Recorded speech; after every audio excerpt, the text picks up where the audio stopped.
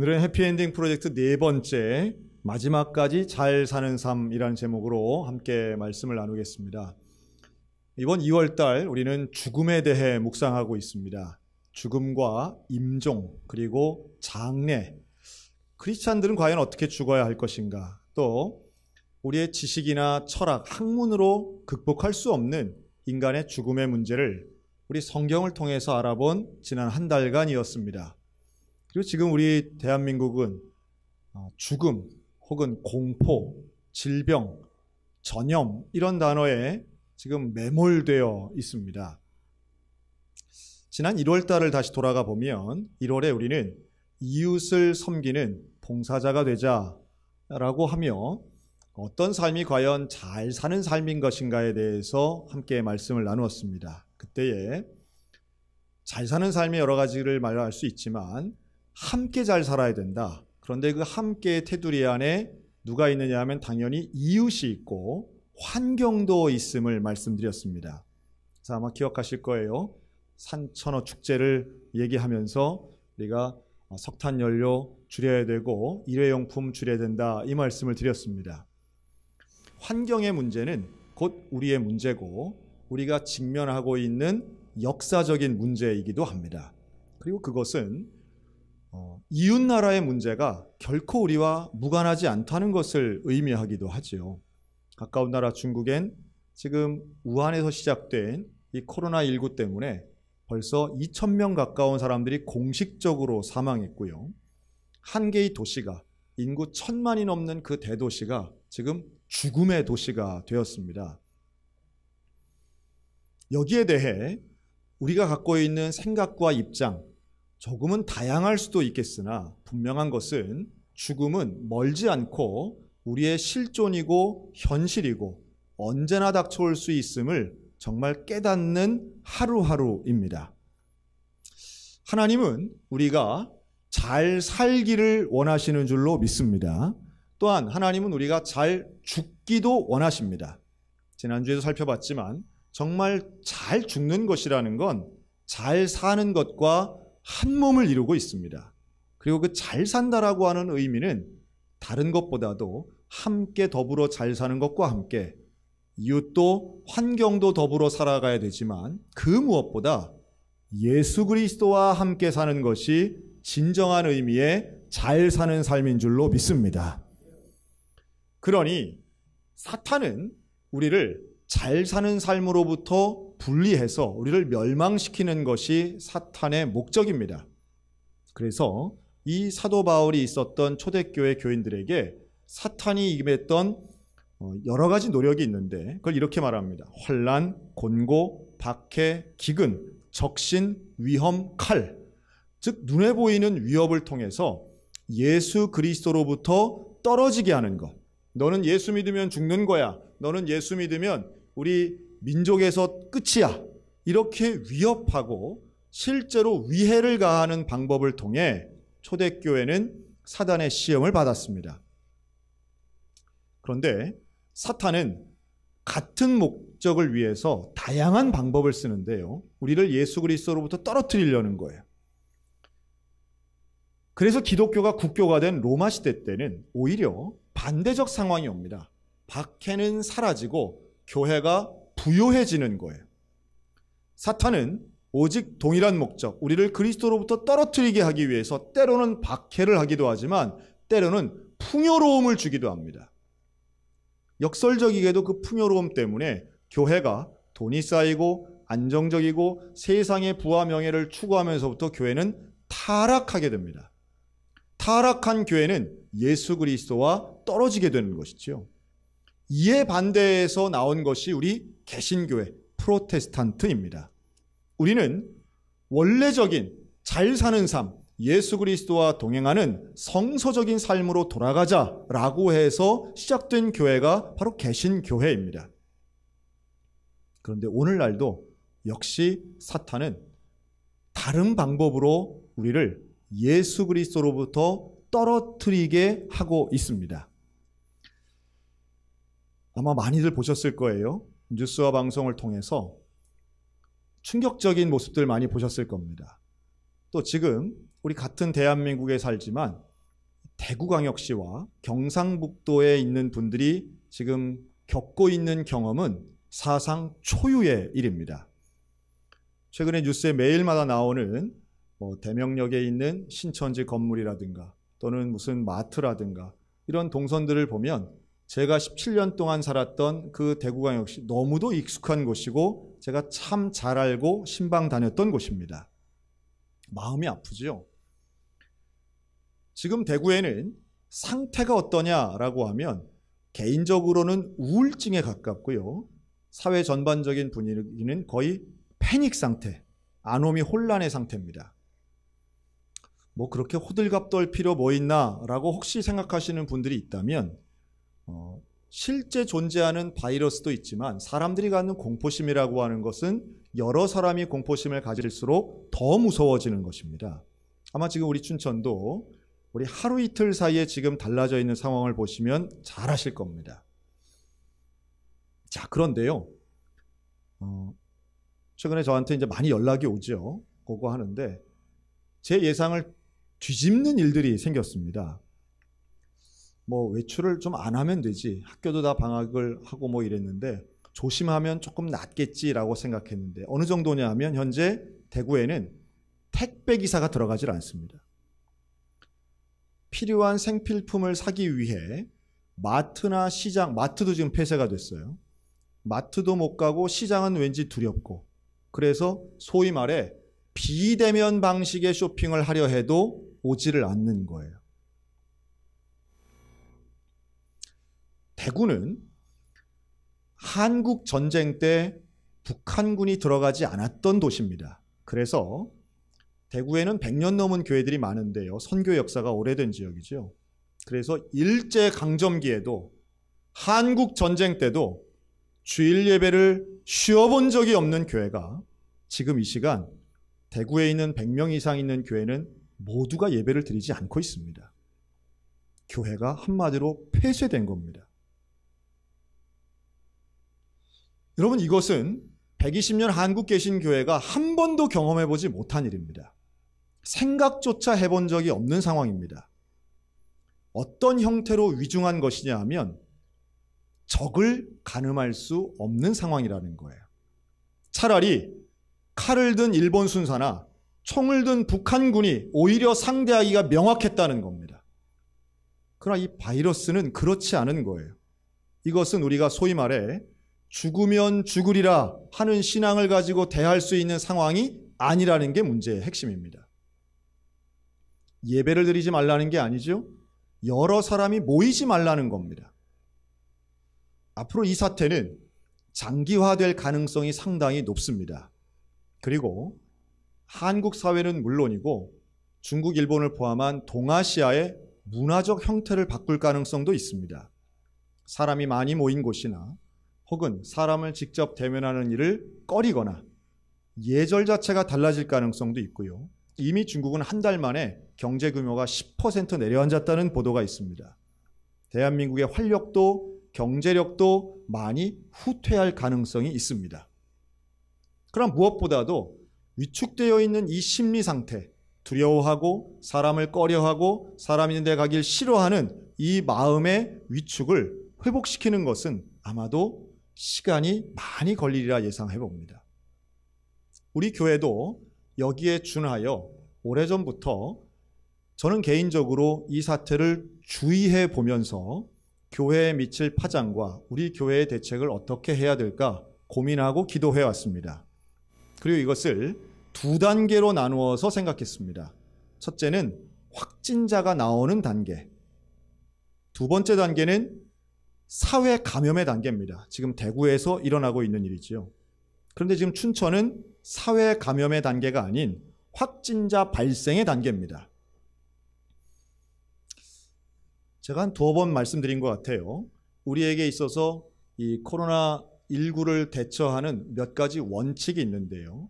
물론 우리는 성경에 입각하고 하나님의 방법을 취해야 되지만 또 하나의 원칙은 바로 이 도청과 함께 하겠다라고 하는 것이었습니다. 쉽게 말하면 아마 여러분들 많은 정보를 지금 주로 SNS, 주로 카톡을 통해서 많이 보신 것들이 있을 겁니다. 저는 스마트폰을 쓰지 않기 때문에 카톡 정보를 평소에 많이 받지 않는데요. 하여튼 최근 3일 동안 제가 한 수백 개를 받은 것 같아요. 그런데 대부분이 뭐 이런 내용들이 있습니다. 소금이 좋다. 뜨거운 물이 좋다. 어느 나라에는 이미 치료제가 개발됐다. 또 우리 기독교인들이 제일 많이 주고받은 정보 중에는 신천지가 코로나 바이러스를 퍼뜨리기 위해 이번 주 교회에 온다더라. 되게 이런 것들입니다. 그리고 누가 개발한 어플리케이션이란다. 확진자 이것만 누르면 내 근처에 확진자가 몇 미터 안에 있는지 알 수 있다. 뭐 이런 내용들 아마 많이 받으셨으리라 생각이 듭니다. 저는 그런 게 다 거짓말이라고 보지도 않지만 다 사실이라고 보지도 않습니다.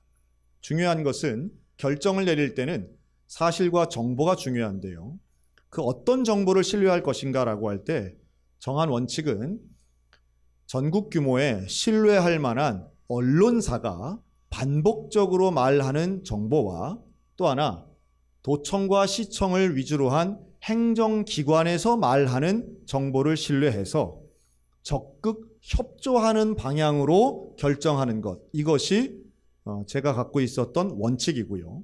또한 그러한 대처를 할 때는 선제적 대응을 해야 한다라고 생각했습니다. 그래서 어제 오전 9시 40분 춘천시장을 통해 발표된 확진자 2명 발생 발표를 듣는 즉시로 우리 교회 장로님들과 함께 오후에 긴급 당회를 소집했습니다. 조금 전에 말씀드린 그 원칙에 준해서 춘천시에 협조하는 차원으로 춘천시가 뭘 요청했느냐 하면 다중이용시설의 사용 제한과 또한 종교시설의 모임 자제를 요청해 왔습니다.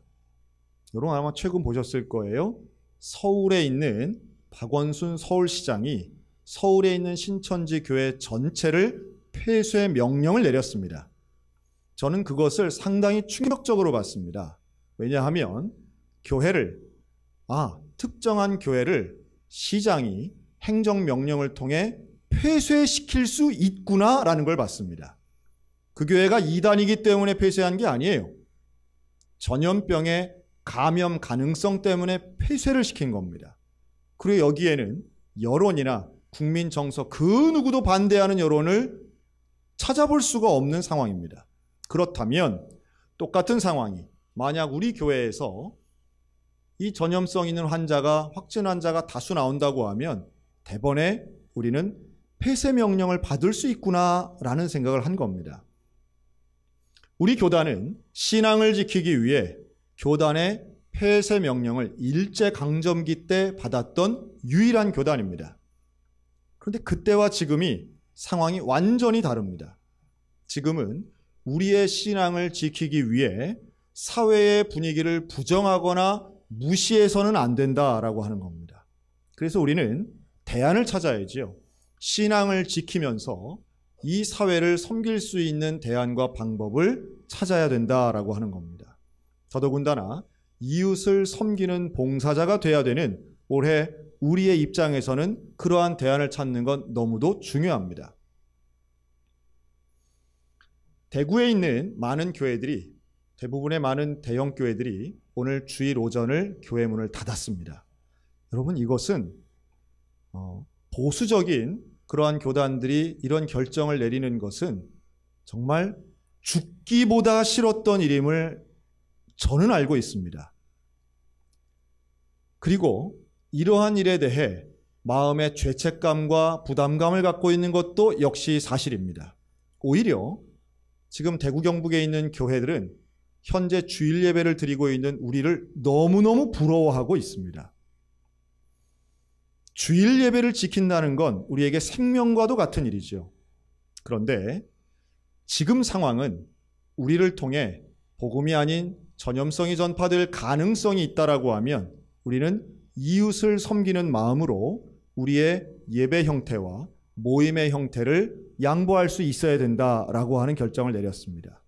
그래서 현재는 확진자 발생 단계이기 때문에 우리는 주일 오전 예배는 드리되 나머지 모임을 모두 연기, 중지하기로 했습니다.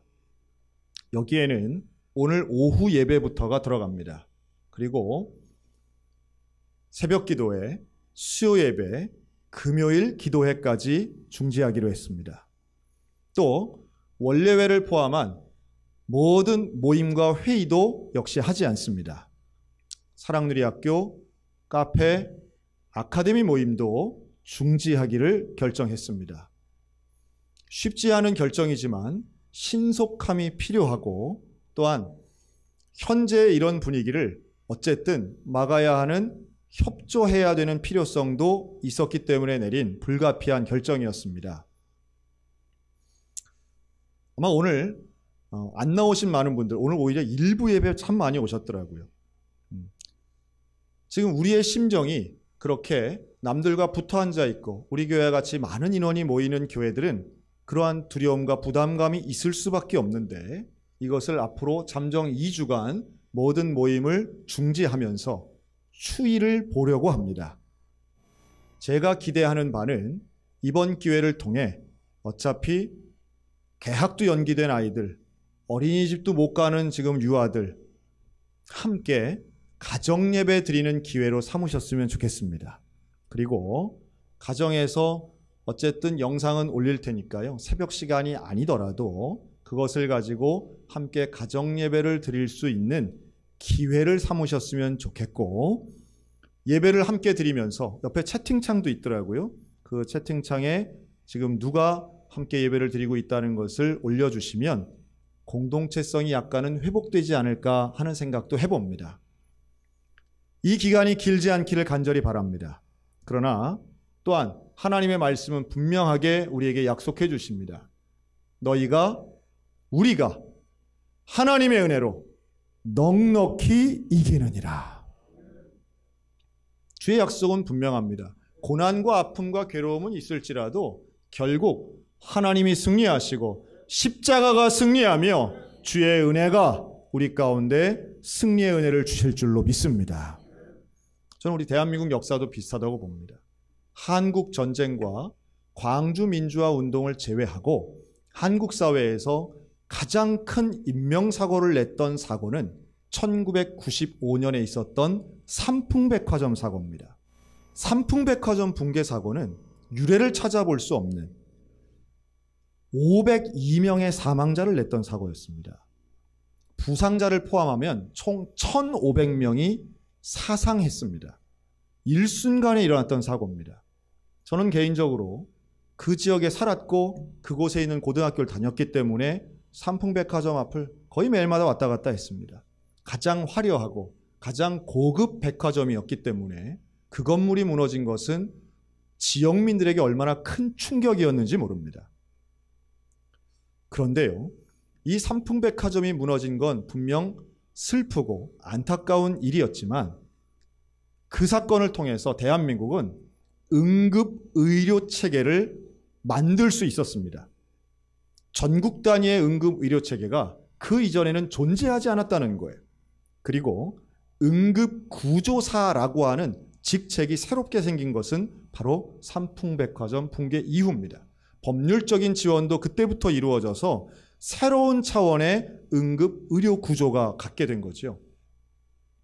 제가 믿기는 어려움이 있을 때 그 어려움을 때문에 절망하고 무너지느냐 아니면 그 다음 단계로 발전하여 나가느냐라고 하는 것은 우리의 몫이라고 하는 겁니다. 분명히 코로나19는 이전과 이후로 나눌 큰 충격이고 아픔에 맞지만 우리는 이 일을 통해서 분명히 새로움을 배워나갈 것이고 한 단계 발전해 나갈 것이고 교회는 위협은 당할 것이지만 주님이 약속하신 것처럼 넉넉히 이기는 신앙과 믿음 가지고 이 위기를 다시 한번 발전의 도약의 계기로 삼게 되기를 간절히 소망합니다. 하나님 우리에게 지혜를 주시고 내년에 또 이런 어려운 일이 일어날 수도 있겠으나 반복되는 일들이 또 일어날 수 있겠으나 우리는 그때마다 소망 되신 예수 그리스도를 보아야만 합니다. 그리고 그 주님을 붙잡고 우리 주변에 시리에 빠지고 사람을 미워하고 원망하고 정부를 원망하고 혐오하고 중국을 혐오하고 특정한 지역을 미워하고 사람 만나기를 꺼려하는 것이 아니라 함께 협력해서 이 위기를 극복하고 함께 격려하고 하나 되는 일들로 새로운 계기로 만들어가야 될 것입니다. 여러분, 우리가 기도해야 될 사람들이 있다고 생각합니다. 누구를 위해 기도하느냐? 먼저 정말 이 바이러스 현장에 있는 분들이 있어요. 지금 이게 코로나 바이러스인지 검사를 받기 위해서 선별 진료소 가시는 분들이 참 많은데요. 여러분, 그 검사는 누가 할까요? 사람이 다 하고 있습니다. 우리는 최근에 쓰지도 않는 비말 이래가면서 침이 몇 미터가 튀니 사람하고 같이 안 앉으려고 하고 우리 이러고 있지만 누군가는 검사를 위해서 바이러스를 보고 있는 사람들이 있어요. 장갑은 꼈지만 만지는 사람들이 있다는 걸 생각하시기 바랍니다. 되게 의료진들이겠죠. 직업적인 사명감 분명 중요하지만 우리 그분들 감사하고 기도해야 됩니다. 또 있습니다. 확진자가 나오면 우리는 그곳에 안 갑니다. 그곳을 꺼려합니다. 그런데 확진자가 나왔다는 소식을 들으면 맨 먼저 뛰어가시는 분들이 있습니다. 방역하는 분들 위해서 기도해야지. 또 있습니다.